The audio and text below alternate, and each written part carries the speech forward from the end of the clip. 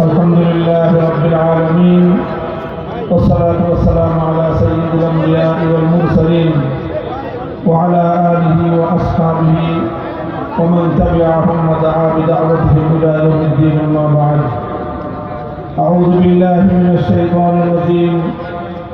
بسم الله الرحمن الرحيم.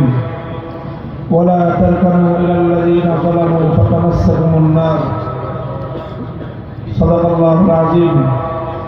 বাংলাদেশ খেলাফত মজলিস রাজশাহী জেলা শাখা কর্তৃক আয়োজিত আজকের এই গণসমাবেশে উপস্থিত সংগ্রামী সভাপতি, উপস্থিত বাংলাদেশ খেলাফত মজলিসের কেন্দ্রীয় মহাসচিব সহ অন্যান্য কেন্দ্রীয় নেতৃবৃন্দ, বাংলাদেশ খেলাফত মজলিস ও সহযোগী সংগঠন সমূহের রাজশাহী জেলা ও অন্যান্য জেলা নেতৃবৃন্দ, থানার দায়িত্বশীল বৃন্দ, বিভিন্ন তৃণমূল পর্যায় থেকে সমবেত সংগঠনের নেতাকর্মী, দায়িত্বশীল ভাইরা, সর্বস্তরের রাজশাহীবাসী, আমরা সর্বপ্রথম মহান আল্লাহ পাক রব্বুল আলামিনের দরবারে শুকরগুজারি আদায় করি, যিনি বাংলাদেশের মানুষের বুকের উপর থেকে জগদ্দল পাথরের মতো চেপে বসা যুগের লেডি ফেরাউন খ্যাত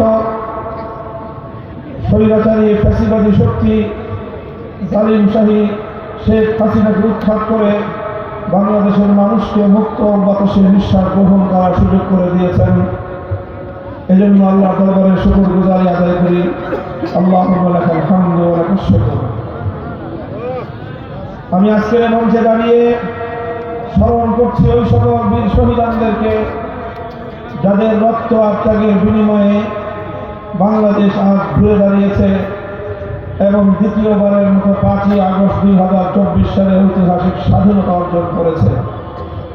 2009 সালের পিলখানা ট্র্যাজেডিতে শাহাদাত বরণ করে 57 জন দেশপ্রেমিক সেনা কর্মকর্তা 2013 সালের শাপলা চত্বরে আল্লাহ রসুলের প্রেমিক প্রিয় হেফাজতে ইসলাম বাংলাদেশের নবী প্রেমিক তৌহিদি জনতা 2014-15 সালের সরকার বিরোধী আন্দোলনে আত্মদানকারী রাজনৈতিক বিরোধী নেতৃবৃন্দ, বিরোধী কর্মীবৃন্দ 2021 সালে বাংলাদেশের স্বাধীনতার সুবর্ণ জয়ন্তী উদযাপনকালে ভারতের বিতর্কিত মুসলমানদের রক্তে রঞ্জিত যার হাত নরেন্দ্র মোদীর আগমন উপলক্ষে শান্তিপ্রিয় বাংলাদেশের হেফাজতে ইসলামের নেতা কর্মী যাদেরকে ব্রাহ্মণবাড়িয়া এবং হাটহাজারীতে পাখির মতো গুলি করে হত্যা করেছে বিগত সরকার, সর্বশেষ 2024 সালের জুলাই এবং আগস্ট বিপ্লবে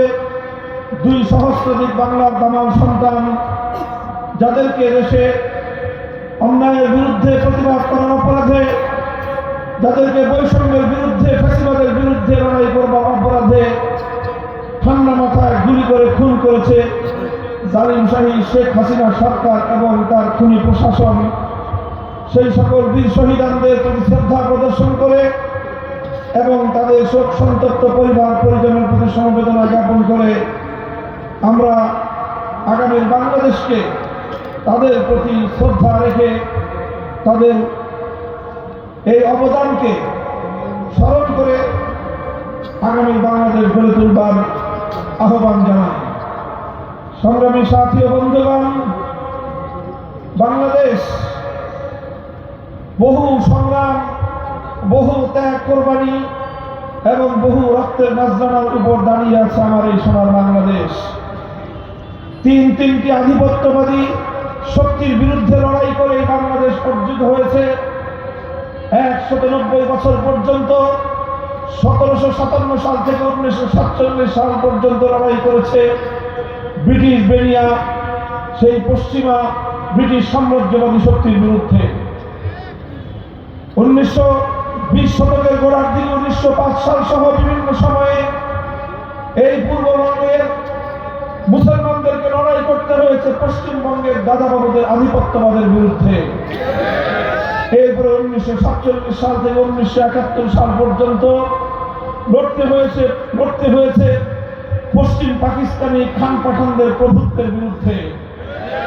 এভাবে ব্রিটিশ সাম্রাজ্যবাদী শক্তি পশ্চিমবঙ্গের দাদাবাবুদের রোচক রানী, পশ্চিম পাকিস্তানের খান পাঠানদের বিরুদ্ধে সংগ্রামের মধ্য দিয়ে 1971 সালের 16 ডিসেম্বর ঐতিহাসিক বিজয় অর্জনের মধ্য দিয়ে চূড়ান্তভাবে বাংলাদেশের এই লাল পতাকা, লাল সবুজের পতাকা অর্জিত হয়েছে।